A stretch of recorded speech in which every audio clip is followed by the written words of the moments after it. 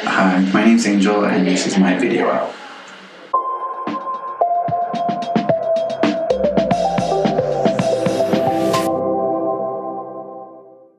In 6th grade, I was on the way home from school with my mom and my little sister, who's a year younger than me. I had a girlfriend at the time. Her name was Angel, coincidentally. She was in the 8th grade, like fully developed kind of teenager.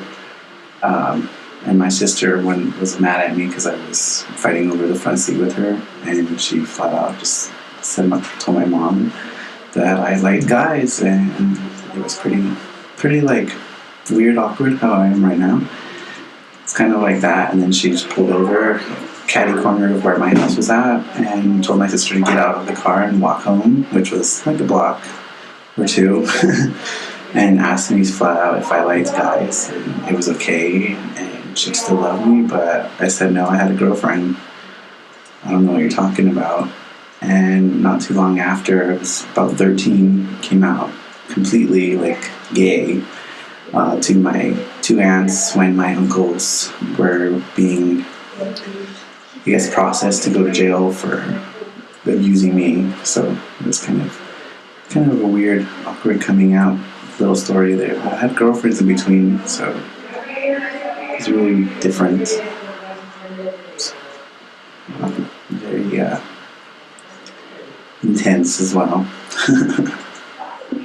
Oh, honestly, it's very bad. I mean, no matter how young you are, if you know that it's a family member or somebody that shouldn't be doing something that you're not allowing them to do, but they're still doing it, it's just speak up, say something. Honestly, I did it for about 7 years, and I was stuck for a while. I had to go through like 4 years of therapy just to get out of the little mindset of I'm a victim. So, say something. Yes. Because I was always called Jerry the Fairy. I was always the gay kid.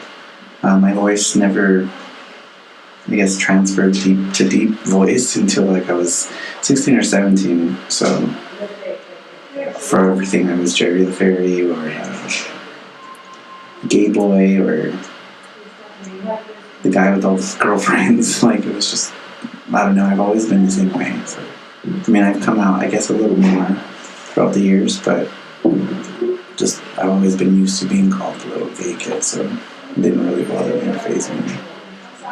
When people called me a fag, and I'd be like, haha, thanks, right on, you know? Because I've always learned that they're just talking. If they're not in your face or hating you, they're not relevant, really. And I was always a fighter, but yeah, that was not something I liked to pay attention to. Yeah, I was raised as an Aztec, so we knew that if you were gay or you felt like a woman, you could dress in ceremonial practices only as a woman. So it was okay, and it was seen as something, forthcoming, I guess. You can be all about yourself in the ceremony of people that know you and your family, I guess. But in the Catholic sort, with my grandparents and everyone else, it was more of something I still am shunned for, so it's kind of hard to be around those family and my immediate family. I was performing a lot when I was younger, like in a full costume, kind of feathers and everything, like in Mexico. If you've seen them? I was doing a lot of stuff like that when I was younger, and I stopped kind of at like 17, 18. That was my last little hurrah of feathers and everything. But I still practice like the ceremonials, go to the sweat lodges, prayer ties and stuff like that. But a lot of the Catholic stuff I don't really chime into, I guess. Honestly, I think I'm probably the most happy I've ever been, just because I perform a great deal for Denver and like ICRME, which is a charity function here, for about 45 years now, actually. But I've been part of them for about 8-7 years. At the same time, I've been performing for clubs and things like that, raising money for causes and stuff, or even just to raise money for myself.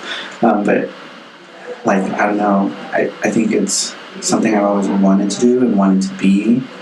So I just keep going. I don't know.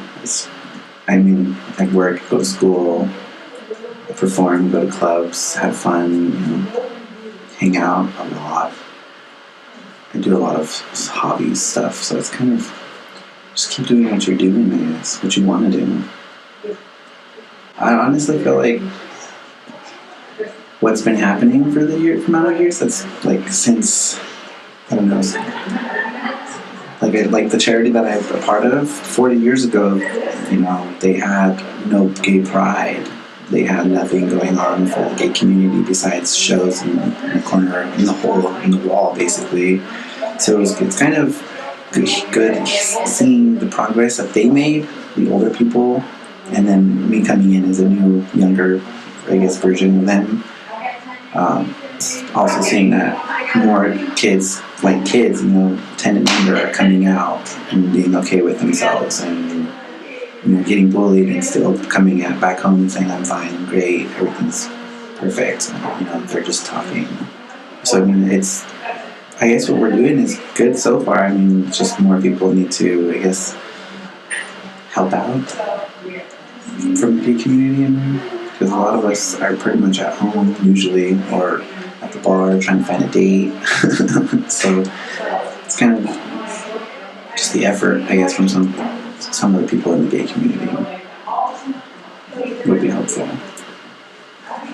A lot of people that I've met are afraid of still being, gay and alone, but I don't know, I've always been out there. I've been, walking on the street sometimes called a fag or a gay kid or something, and just like, oh, hey. So, I don't know. I've never had a problem.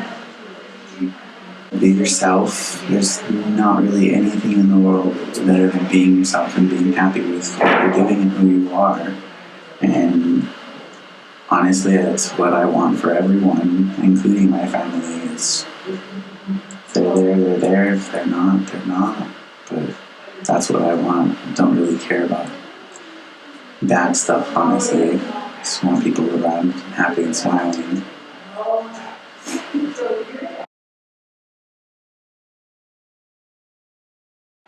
What would you say is your favorite part of being you? Smiling all the time, making other people smile. I have a knack for it. It's a pet peeve of mine to not see people smile.